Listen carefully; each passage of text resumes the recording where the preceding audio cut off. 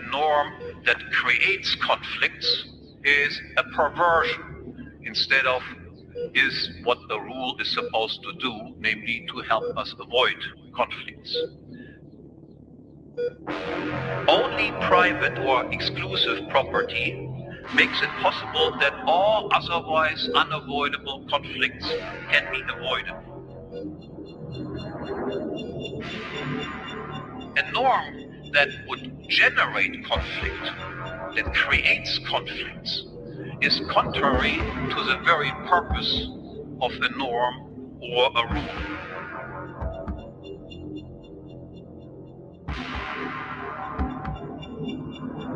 The state is not only an institution that produces inferior goods, bad goods, low quality goods, but it actually produces bads. That is to say, goods that are not really goods at all, what we call bads.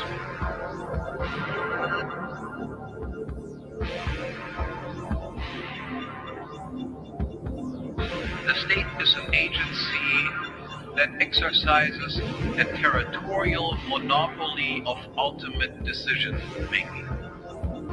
If you can decide who is right and wrong in every case, even in cases involving yourself, then you will provoke and cause conflicts.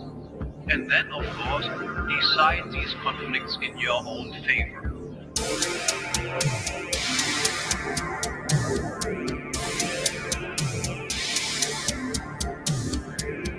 States will substitute legislation for law. They make the law. They make laws and say, it is all right if I hit you on the head sometimes. The norm that creates conflicts is a perversion. If you can decide who is right and wrong in every case, even in cases involving yourself, then you will provoke and cause conflicts.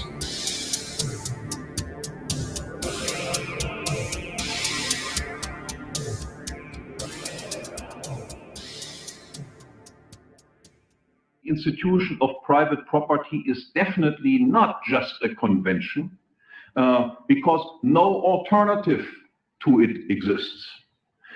Only private or exclusive property makes it possible that all otherwise unavoidable conflicts can be avoided. And only the principle of property acquisition by acts of original appropriation, that is, of appropriating something that was previously unowned, makes it possible that conflicts can be avoided from the beginning of mankind on, so to speak, until its very end. Because the first appropriator of something did not involve anyone in any conflict. He was the first one. Nobody else was there. So the first appropriation of something as private property is a conflict-free way of transferring something was previously some external thing into something that is private property.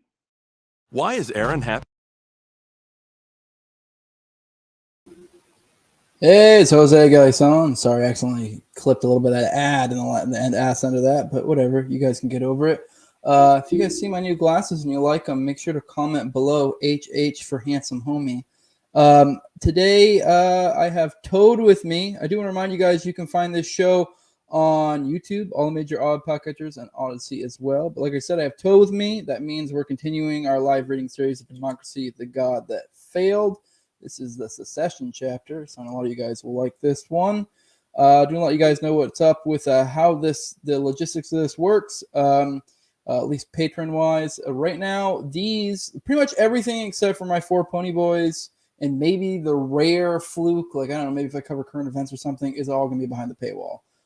It will be released roughly a week or so later publicly, but there will be that period in between where it will be just behind the paywall. Aside from, like I said, the 4 pony boys and stuff like that. But this, if you want to have access to the stuff in the meantime, you need patreon.com/NoWayJose2020. The lowest level is $2. That gives you access to the content early. There's differing levels. There's 5 to 10, 20. Also, you can do custom amounts if you want. The $20 is the sponsor level. My sponsors are Mikkel Thorpe of the Expat Money Show. I also have Jeremy, who has an Etsy store at etsy.com/shop/raisingliberty. You can follow him on Twitter at Jeremy Rhymes. And I have Toad, who is my co-host on Tower Gang. I keep forgetting to change my notes to Tower Gang from Tower Power Hour because we rebranded. And then I also have, also Tower Gang. You can find that on YouTube, audio podcatchers, Odyssey as well. We do really well on Spotify because we have video on Spotify. So if you want to check it out there, you can. But if you want to watch it live, you need to go to Odyssey or YouTube. Those are the options for live. And it's kind of a live show. It's fun. You can join in. If you make good comments, we'll bring it up, talk about it. I do like the live experience. I think you guys will as well. I also have Zach Overacker. You can follow him on Twitter at ZOVERACK, Zoverack, if you will.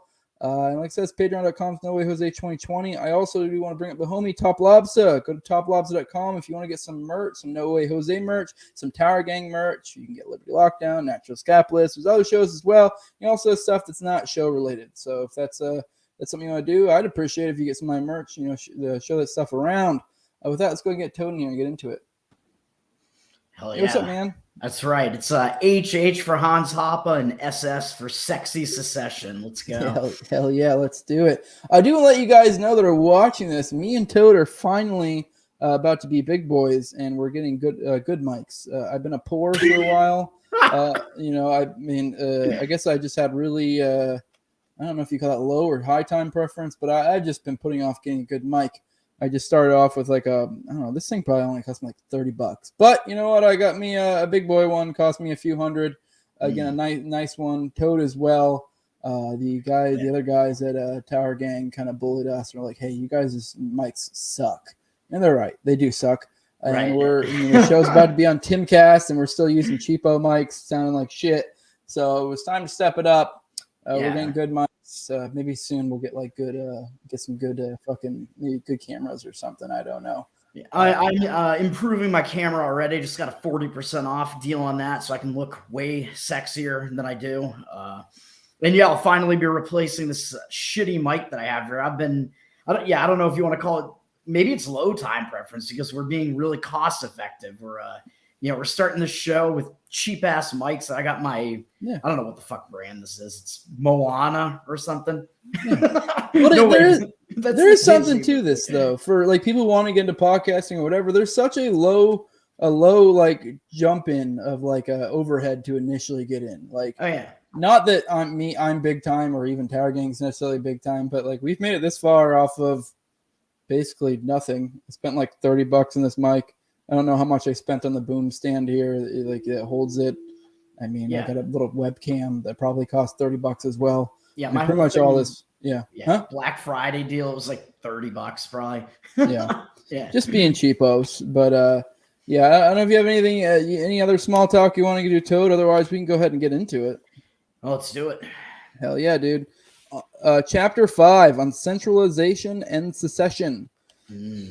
A state is a territorial monopolist of compulsion, an agency which may engage in continual institutionalized property rights violations and the exploitation in the form of expropriation, taxation, and regulation of private property owners. Assuming no more than self-interest on the part of government agents, all states can be expected to make use of this monopoly and thus exhibit a tendency toward increased exploitation.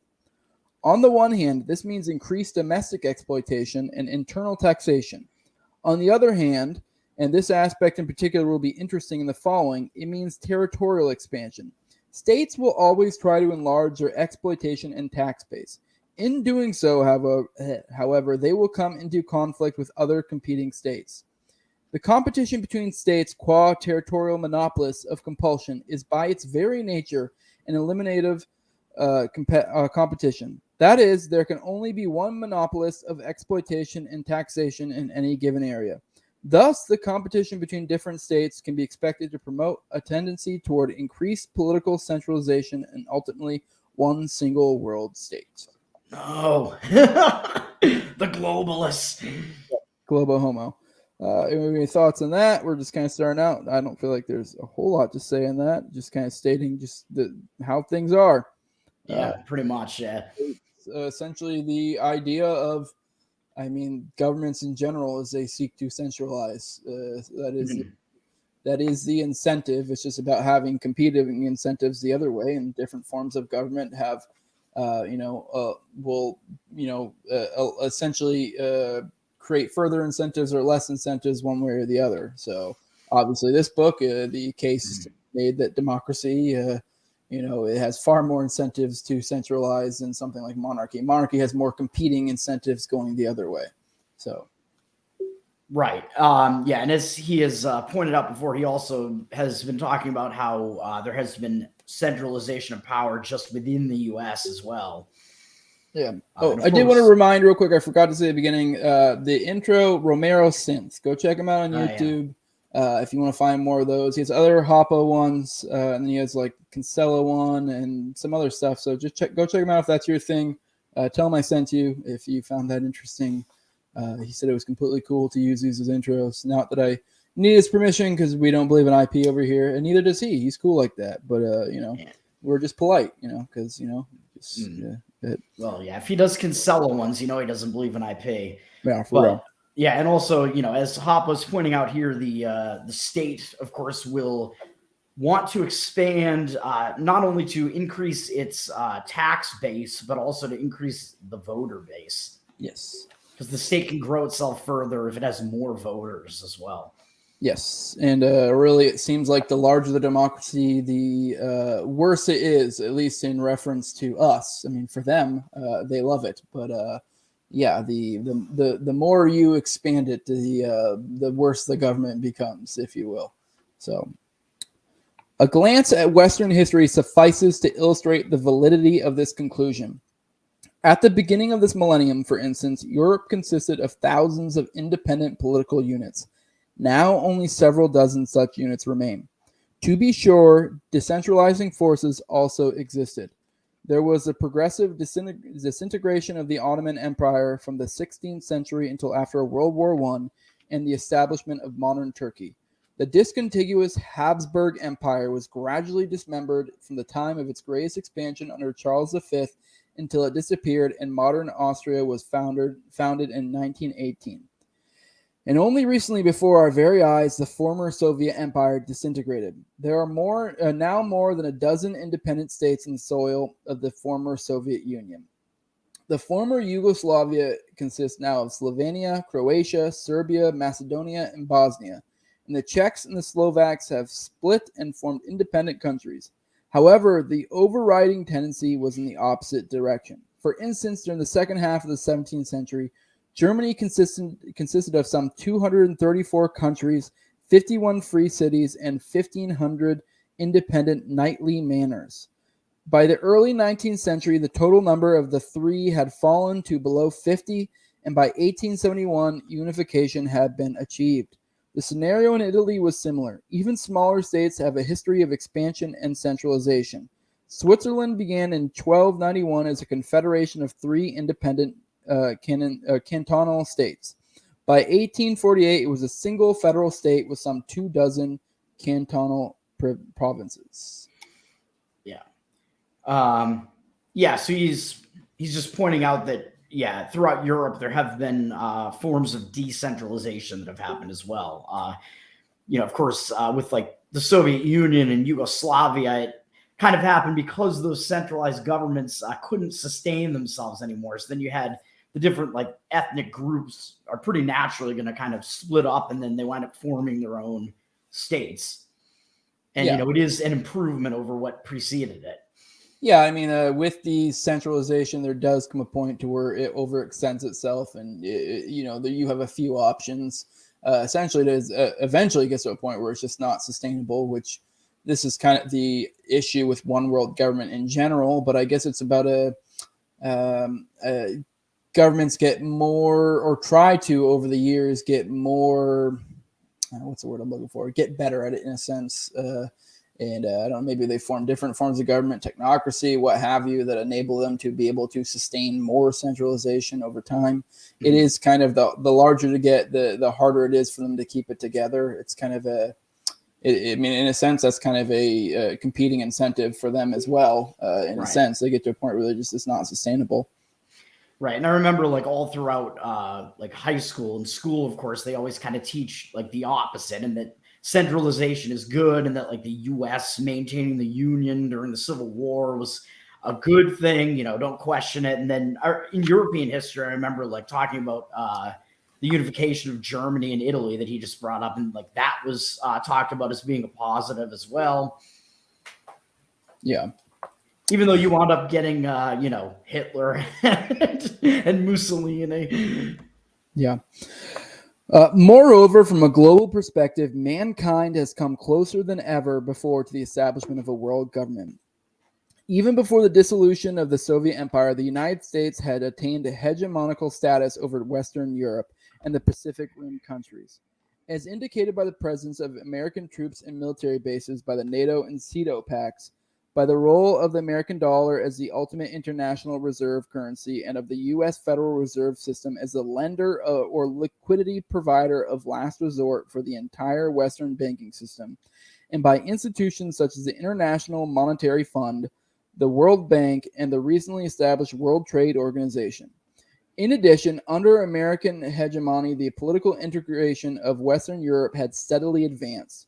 With the recent establishment of a European central bank and a European currency, the European community is near completion.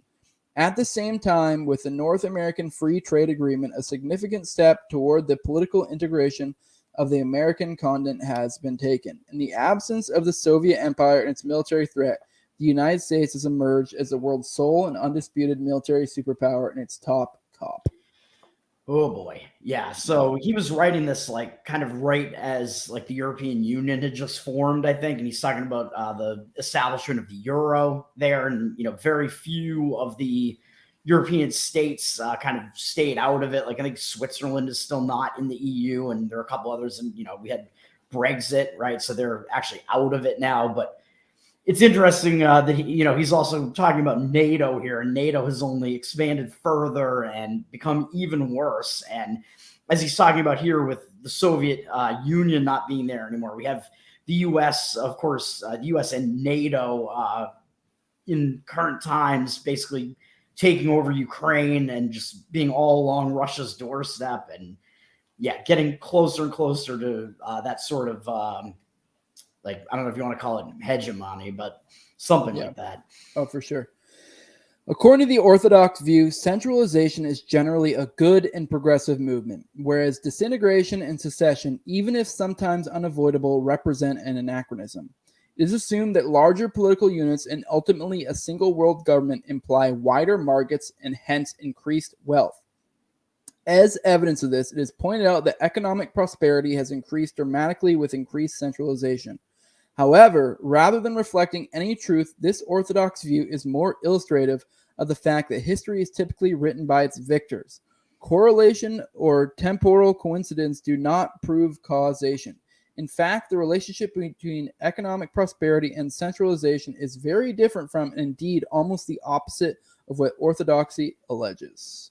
And this is what you kind of touched on earlier, and we're about to dig into more. Yeah, and what has actually happened here is that humans have continued to innovate and like become wealthier and stuff despite there being a state or states. And I forget what else I was going to say. Oh yeah. He's talking about how you're basically taught that you need like these larger and larger centralized governments in order to have more wealth and prosperity. And basically they're kind of conflating that with trade, even though you, of course, don't need like one gigantic state in order to have, all this, all these different like resources and different things being produced all over the world. You can have a bunch of small states that are all trading with each other. So, it's that difference between like globalization and global free trade, I guess if you want to call it that way. They're a totally different thing.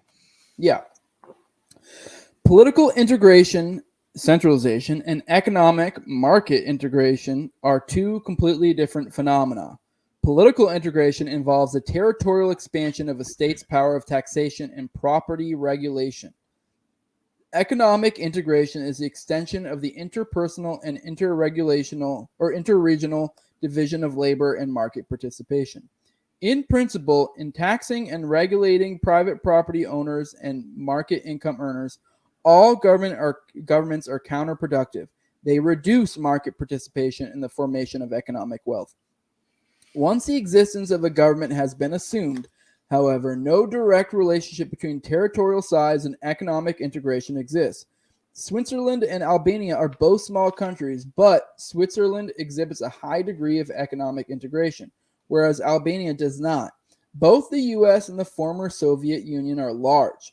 Yet, while there is much division of labor and market participation in the U.S., there was almost no economic integration in the Soviet Union, where virtually no private capital ownership existed. Centralization then can go hand in hand with either economic progress or retrogression. Progress results whenever a less taxing and regulating government expands its territory at the expense of a more exploitative one. If the reverse occurs, centralization implies economic disintegration and retrogression. Right. So I think you could argue that, like in the case of the United States or something like that, the U.S. built up a lot of wealth when it was a freer country and less centralized than it is now. And, now we're sort of, we're still wealthy, but it's because we had all that wealth built up already. So, the government's becoming more centralized and working to have the opposite effect, is still kind of counterbalanced by, the sheer amount of wealth that has been created prior to that. Yeah, and I do like the point that they make that just because they expand doesn't mean it's better, but it can be. Now, let's say 1776, United States was bordering, USSR at its peak, and for some reason they ceded the USSR ceded a quarter of their land to the United States, and the United States took over ownership and maintained the same, taxation and such. Obviously, that would be better. But now, if the reverse happened, that would be worse. So it's not necessarily as simple as, centralization good. And also, you can make a case that, centralization, there was more centralization in the USSR than the 1776 United States, clearly. Oh, yeah. Yeah. So it's really, it doesn't, like he's saying it can go hand in hand, but they're not, they are different things. And they don't necessarily go hand in hand. They can go hand in hand, or they can, it can be to your detriment, centralization in a market sense, per se. Yeah, I mean, I would tend to argue that the centralization is going to mess with incentives and have a negative impact. And I think, were you just talking about the purchase of Alaska? I guess so. What are you talking about? No, I wasn't particularly.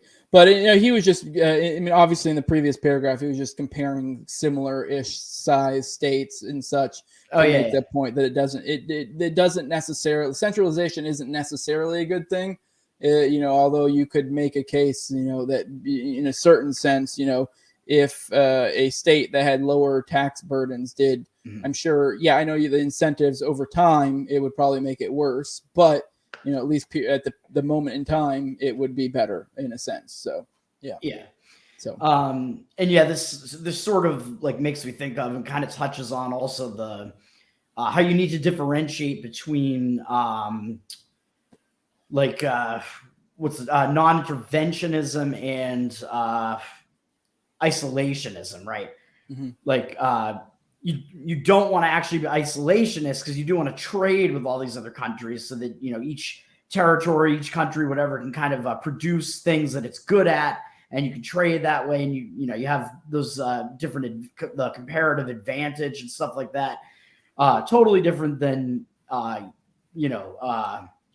than intervention, which, of course is going to be expansion of territory and military intervention and such. All right, on to you. Your turn now. All right.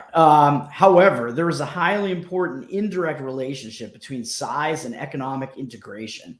A central government ruling over large-scale territories, and even less so, a single world government, cannot come into existence ab ovo. Instead, all institutions with the power to tax and regulate owners of private property must start out small. Smallness contributes to moderation, however. A small government has many close competitors, and if it taxes and regulates its own subjects, visibly more than its competitors, it is bound to suffer from the emigration of labor and capital and a corresponding loss of future tax revenue. Consider a single household or a village as an independent territory, for instance. Could a father do to his son or a mayor to his village what the government of the Soviet Union did to its subjects, i.e., deny them any right to private capital ownership, or what governments all across Western Europe and the US do to their citizens, i.e., expropriate up to 50% of their productive output? Obviously not. There would either be an immediate revolt and the government would be overthrown, or emigration to another nearby household or village would ensue. Yep, making the case that smaller states actually tend to have more, economic integration. Yeah, and we kind of saw what he was talking about during the COVID regime, which we continue to bring up, where you had like states like Florida that were way less harsh on their citizens as far as the lockdowns and stuff like that, had a lot of people moving to that state. And you had places that were really harsh, like California and New York, have people fleeing their states. So you had this, competition between states in that way. Yep, proved out there for sure. Yeah. Yeah. Contrary to orthodoxy, then, precisely the fact that Europe possessed a highly decentralized power structure composed of countless independent political units explains the origin of capitalism, the expansion of market participation, and of economic growth in the Western world. It is not by accident that capitalism first flourished under conditions of extreme political decentralization in the northern Italian city-states, in southern Germany, and in the secessionist Low Countries, the Netherlands. The competition among small states for taxable subjects brings them into conflict with each other. As a result of interstate conflicts, historically drawn out over the course of centuries, a few states succeed in expanding their territories while others are eliminated or incorporated. Which states win in this process of eliminative competition depends on many factors, of course, but in the long run, the decisive factor is the relative amount of economic resources at a government's disposal. Through taxation and regulation, governments do not positively contribute to the creation of economic wealth. Instead, they parasitically draw on existing wealth. However, they can influence the amount of existing wealth negatively. Other things being equal, the lower the tax and regulation burden imposed by a government on its domestic economy, the larger its population tends to grow due to internal reasons as well as immigration factors. And the larger the amount of domestically produced wealth on which it can draw in its conflicts with neighboring competitors. For this reason, centralization is frequently progressive. States which tax and regulate their domestic economies little, liberal states, of course, liberal in the old sense of the word, tend to defeat and expand their territories at the expense of non-liberal ones. This accounts for the outbreak of the Industrial Revolution in centralized England and France. It explains why in the course of the 19th century, Western Europe came to dominate the rest of the world rather than the other way around, and why this colonialism was generally progressive. Furthermore, it explains the rise of the U.S. to the rank of superpower in the course of the 20th century. Yeah, that last sentence was the point I was going to get to, because it is a weird phenomenon where the freer a state starts out, the worse it becomes later. And as fucked up as that kind of is, they build up capital during that period that they're able to exploit later, essentially. So. Right, exactly. So, yeah, the more wealth that has been produced, then the more there is for the state to exploit. I mean, I guess you could think of it as like raising sheep, like maybe that's not the best example, but I'm thinking or just some animal in general. The fatter you let them become, the more you can profit off of it later. And obviously that's going to be to their detriment, but at the period of time, they're going to be like, this is fucking dope. So. Yeah. Yeah, and he does point out, that of course these like more decentralized states are where that kind of like the best like economic progress took place during that time period. And he is also mentioning that you can have a centralized government that still doesn't like impose heavy tax burdens and stuff like that. And in a situation like that, you could have a centralized government where, your country could still be producing wealth, even though I would argue that the incentives are going to be against that being the case. However, the further the process of more liberal governments defeating less liberal ones proceeds, the larger the territories, the fewer and more distant the remaining competitors, and thus the more costly international migration. The lower a government's incentive to continue in its domestic liberalism will be. That's basically what we just described. As one approaches the limit of a one-world state, all possibilities of voting with one's feet against a government disappear. Wherever one goes, the same tax and regulation structure applies. Thus relieved of the problem of emigration, a fundamental rein on the expansion of governmental power is gone. This explains developments of the 20th century. With World War I and even more so with World War II, the U.S. attained hegemony over Western Europe and became heir to its vast colonial empires. A decisive step in the direction of global unification was taken with the establishment of a Pax Americana. And indeed, throughout the entire period of the U.S., Western Europe, and most of the rest of the world have suffered from a steady and dramatic growth of government power, taxation, and regulatory expropriation. In light of social and economic theory and history, then, a case for secession can be made. Yeah, add that one. It's kind of a lot of what we already treaded earlier. So. Kind of just like throughout this entire book, really, he continues to make, like, which is the main point in this chapter, that when you have a situation where you have a bunch of decentralized states, the states can get away with less, exercising less power, being less tyrannical, I guess, over their citizenry, because they're in competition with each other and they want to keep their voters, their tax base, whatever. Whereas, as he's saying here, if you have a centralized government, there's nowhere to go. Like, there's no competition, so you can't move out of, a more tyrannical state to a lesser tyrannical one, or to a less tyrannical one. Yeah, like with your COVID example, like theoretically, if every single state and province or whatever had the exact same policies, there would have been no immigration to Florida like there was. So, that's kind of what they're getting at. And, that's kind of the issue, is why we push back against the federal government. A lot of, especially constitutionalists will push for the fact of, like, each state needs to have more power, because it allows this, experiment between the states to where you can move from one to the other. Whereas a lot of people, typically, the Democrats will usually push for, the federal government to grow and to expand its power and, kind of institute its rules in each individual state to where they're borderline synonymous. And then this removes your ability to be able to move from one to the other, or even not move from one to the other, just have that idea of the competition between the two. Right. I forgot to point out the ob ovo in the previous page or whatever means, like, from out of nowhere, or like from the beginning. So he was saying that, like, a centralized state can't just appear from out of nowhere. Like, you need to have a situation where you have a bunch of decentralized states or people first before centralization can occur. Yep.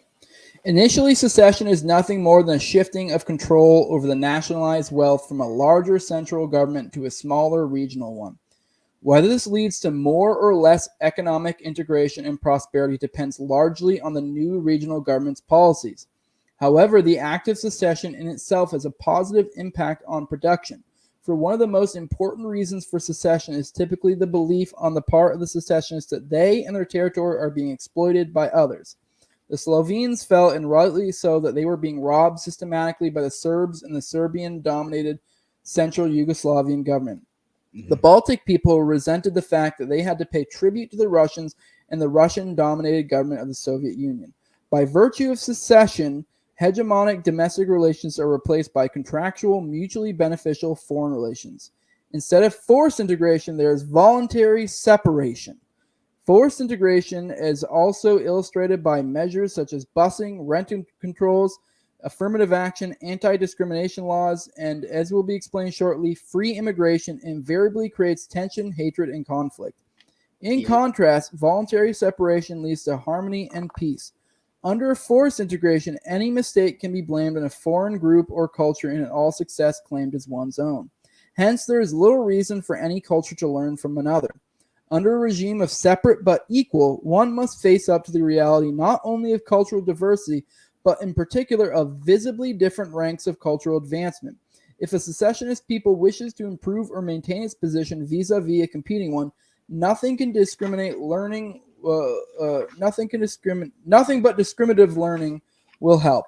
It must imitate, assimilate, and if possible, improve upon the skills, traits, practices, and rules characteristic of more advanced societies, and it must avoid those characteristic of less advanced societies. Rather than promoting a downward leveling of cultures as under forced integration, secession stimulates a cooperative process of cultural selection and advancement. And I do want to say this really, he did totally evoke like the civil rights movement, and I 100% agree. And this is why I typically actually take the side of Malcolm X over MLK, because Malcolm was not pushing for forced integration.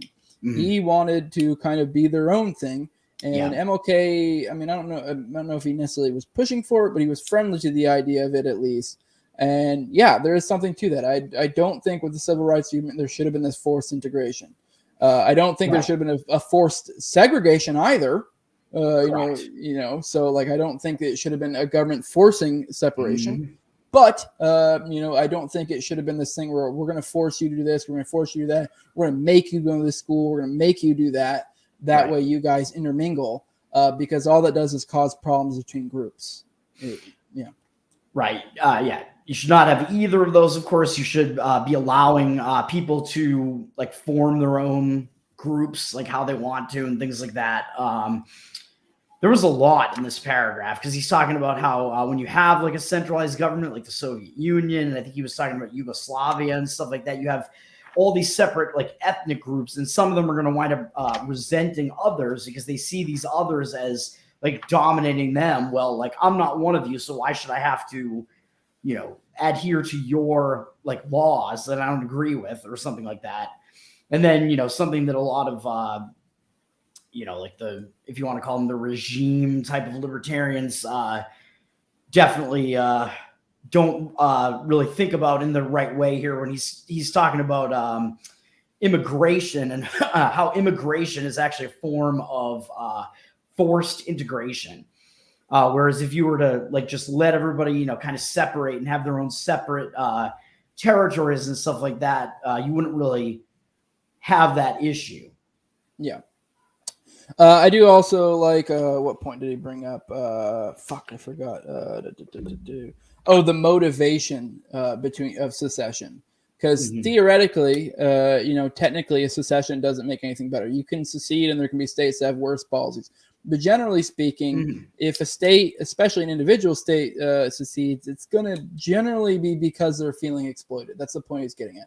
Although I guess that doesn't necessarily hold true. There is a secession movement in California because there are people in like Cali who really do love Cali and think that, everyone's living off of us. And to be fair, there is some extent. I know Cali has a lot of farmland and stuff like this. So there's some, truth to it to some extent. But also a lot of their policies are so shit that it would not work out well if they were on state. But I'm all for them doing it. But, it's not 100% true, but that there is something to the idea that generally speaking, the motivation of a state to break off from one to the other is, it's because they have a desire to break off because they think they're being exploited, because they want this way of life. This is their group. And even in the case of like California, like they seem to believe, like the people who want to secede, if they're able to gen up enough people who believe this way, in a sense, it's kind of the, you can almost make the civil rights comparison we were making before. These are two different groups, and the idea that they're being forced to integrate with this other group is only going to cause conflict because they have a strong belief that they're being exploited and that they, that this other group is against them. So it's better to be able to let them break off and be like, hey, okay, fine. And then if they goes to shit, then at least it can be like, that's their fault. Like, okay, So. Right. Yeah, and then like even within California, you have like people that are like vastly different. Like Northern California is totally different than Southern California, and like the more rural areas of California are certainly different than the cities. So you could imagine like a huge, there's potential for like a huge breakup where, that would be kind of ideal in the situation of the U.S. that you have people breaking up into much, much smaller territories and states and doing, what they want to do. Yeah. And I will still say that, if California were to secede or something like that, like in the case of secession, like, yes, you can have a territory that is certainly worse than another one as far as their government is concerned. But there's still like that incentive there that's kind of like pushing them like, hey, once we realize, well, we can't maintain this and we're like losing all of our people to Florida or something like that, they're kind of going to have to change some things. Yeah. All right. On to you. All right. Moreover, while everything else depends on the new regional government's domestic policies and no direct relationship between size and economic integration exists, there is an important indirect connection. Just as political centralization ultimately tends to promote economic disintegration, so secession tends to advance integration and economic development. First, secession always involves the breaking away of a smaller from a larger population and is thus a vote against the principle of democracy and majoritarian rule in favor of private, decentralized ownership. More importantly, secession always involves increased opportunities for interregional migration, and a secessionist government is immediately confronted with the threat of emigration. So that's kind of what I was just referring to. To avoid the loss, in particular, of its most productive subjects, it comes under increased pressure to adopt comparatively liberal domestic policies by allowing more private property and imposing a lower tax and regulation burden than its neighbors. Ultimately, with as many territories as separate households, villages, or towns, the opportunities for economically motivated emigration is maximized and government power over a domestic economy minimized. Yep, I mean, that really is entirely just the point you were making with California. Even in the example of a government we would seem to be shittier, it changes their incentives to, like I was saying, they can no longer blame it on other people. I mean, I guess they can to some extent, but it makes their case for blaming it on other states less weak or less strong or more weak. I mean, right. So. And the incentives wind up being set up such that, these smaller territories are going to be more productive, producing more because they have, less of a regulation burden on them. And the incentives are going to be set up so that these territories are not only producing, but they're trading with each other because, hey, this territory is good at making this thing. We're good at making this thing. We should trade because that's mutually beneficial. So it sets up a situation where all of that comes in line, like all the incentives line up in a more free trade way there. Yeah. Specifically, the smaller the country, the greater will be the pressure to opt for free trade rather than protectionism. I'm not even reading ahead. He just starts talking about what I was just saying. All government interference with foreign trade forcibly limits the range of mutually beneficial interterritorial exchanges and thus leads to relative impoverishment at home as well as abroad. But the smaller territory and its internal markets, the more dramatic this effect will be. A country the size of the U.S., for instance, might attain comparatively high standards of living even if it renounced all foreign trade, provided it possessed an unrestricted internal capital and consumer goods market. In contrast, if predominantly Serbian cities or countries seceded from surrounding Croatia, and if they pursued the same protectionism, this would likely spell disaster. Consider a single household as the conceivably smallest secessionist unit. By engaging in unrestricted free trade, even the smallest territory can be fully integrated into the world market and partake of every advantage of the division of labor, and its owners may become the wealthiest people on earth. The existence of a single wealthy individual anywhere is living proof of this. On the other hand, if the same household owners decided to forego all interterritorial trade, abject poverty or death would result. Accordingly, the smaller a territory in its internal markets, the more likely it is that it will opt for free trade. Yep. I don't know if you want to add anything to that. I don't really have much to add to that. I mean, that's kind of what I was just talking about before I read that off. And then, he kind of makes the point that, like, essentially the fact that any individual is wealthy is actually proof of that point there. Yeah, it's kind of the, what's the word, where you kind of drive it to its logical conclusion. Reductio ad absurdum. Reductio ad absurdum, I guess. Yeah. So, right. Because, like the individual is essentially actually the smallest secessionist unit that you can think of. An individual can't produce everything that they need on their own, obviously. And it kind of gets into like the iPencil point as well, where it's like, you need to trade. Like, that's how I have all this stuff, Yeah. All right. Moreover, secession also promotes monetary integration.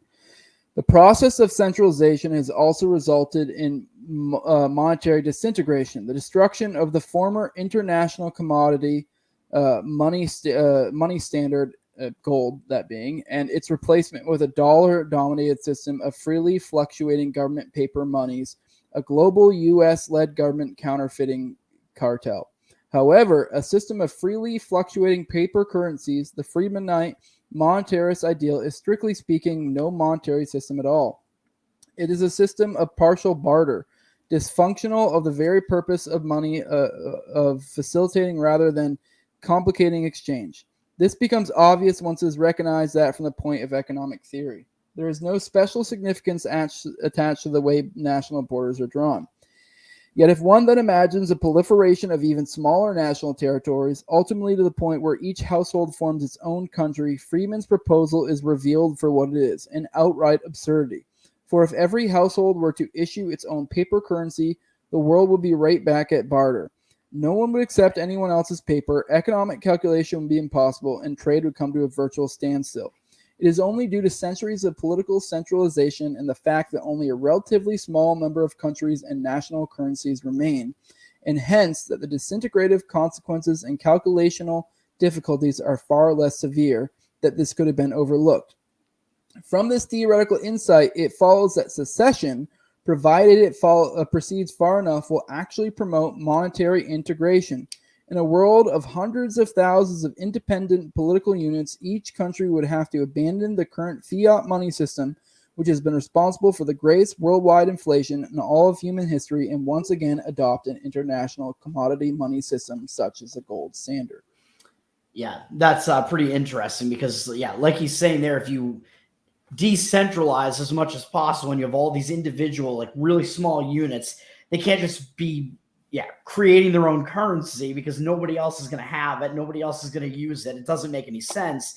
So they would have to resort back to something that actually has like some sort of intrinsic value, like gold. Yes. Yeah.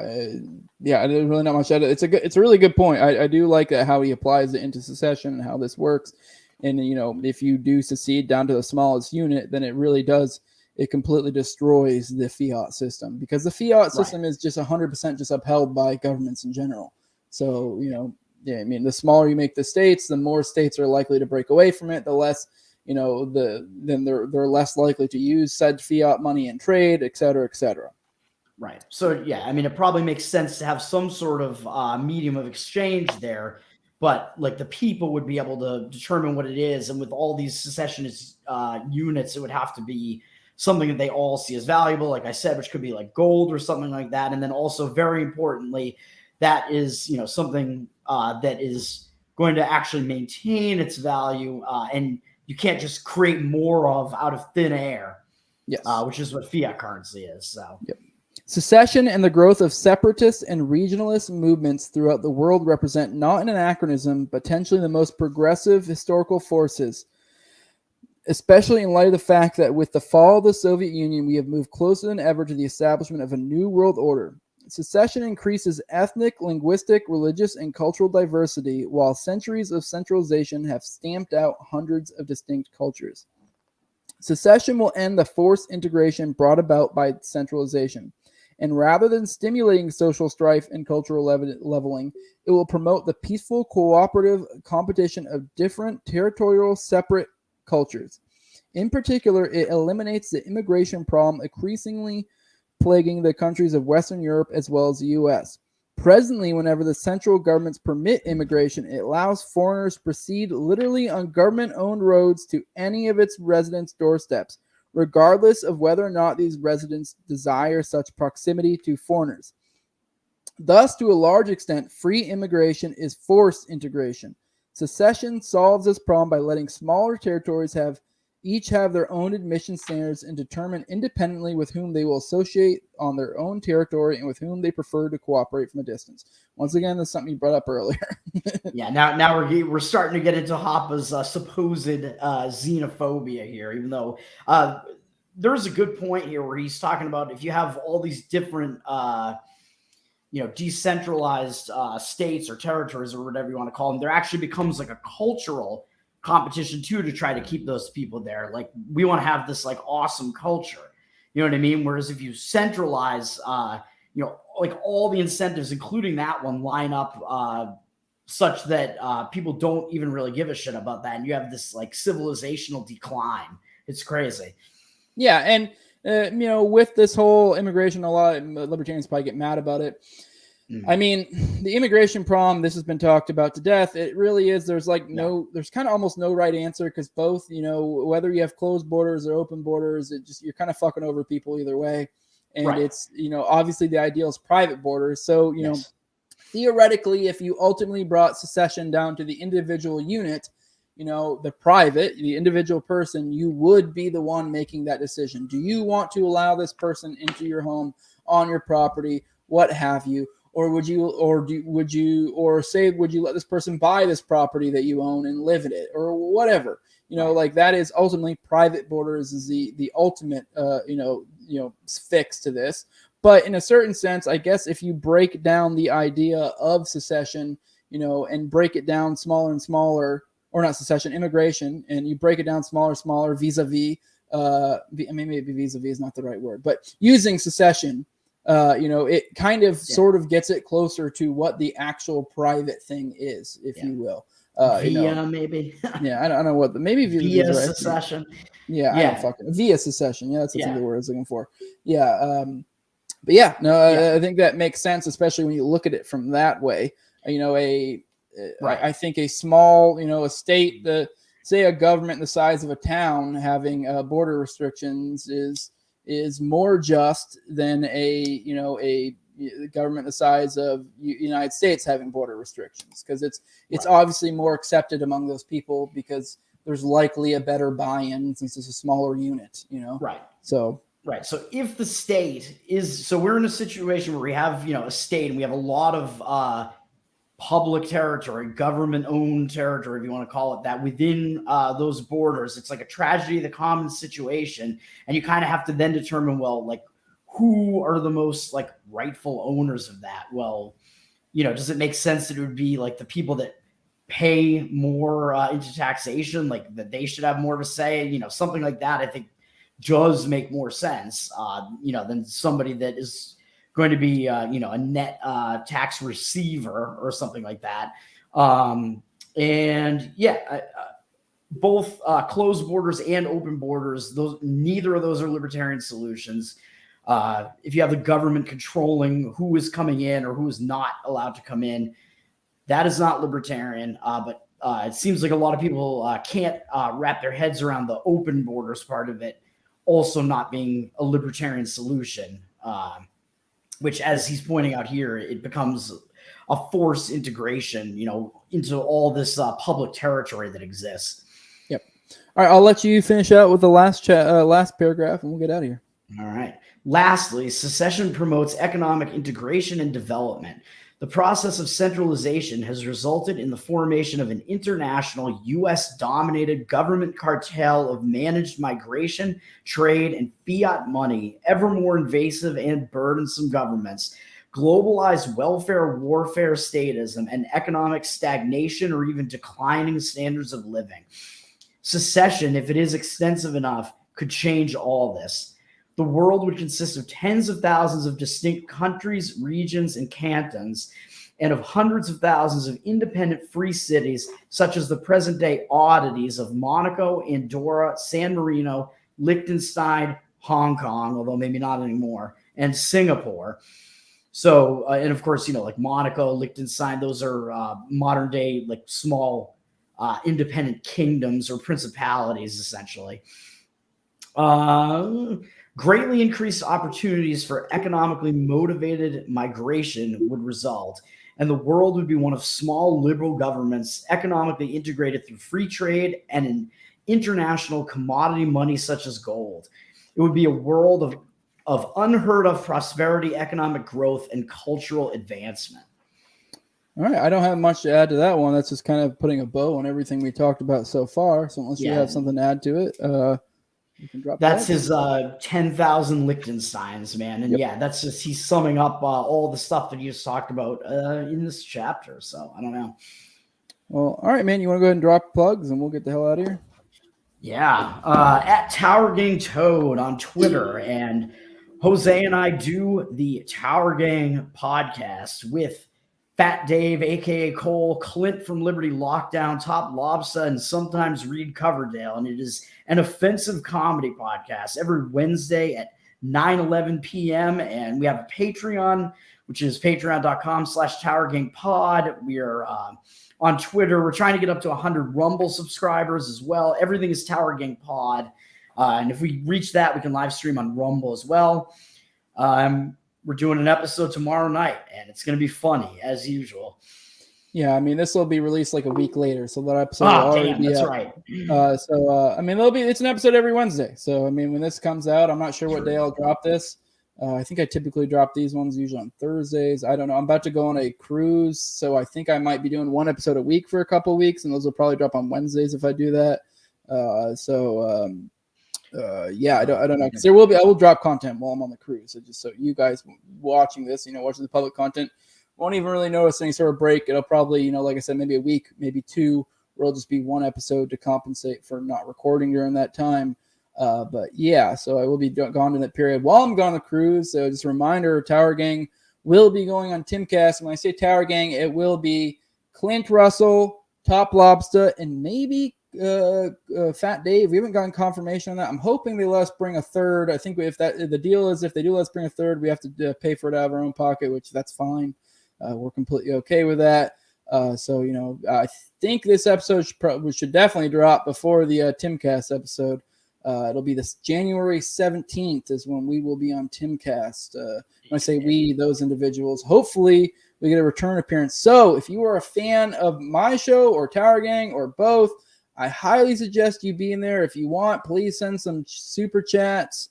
Let them know. Also, even more particularly after the fact, make sure to be telling them on social media, hey, that was a good episode. We enjoyed them, whatever. Make sure they come back, because they did tell us that if we did well, they're open to letting us come back on the following month, and that would allow me, Reed, and possibly Toad, depending if we're doing 3.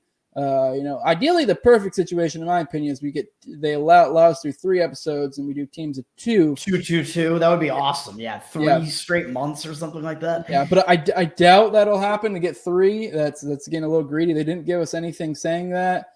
I would like to get all of us over there, but I'm really hoping they let us do 3 for each, because that'd be even better. So, not better. I mean, obviously the ideal situation 3 episodes would be better because it's more exposure. But yeah, but I just think there's less of a chance of that happening. Yeah. So it's like I'd rather let us go 3. That way we know, like, okay, cool, we probably can get 3 for the following one.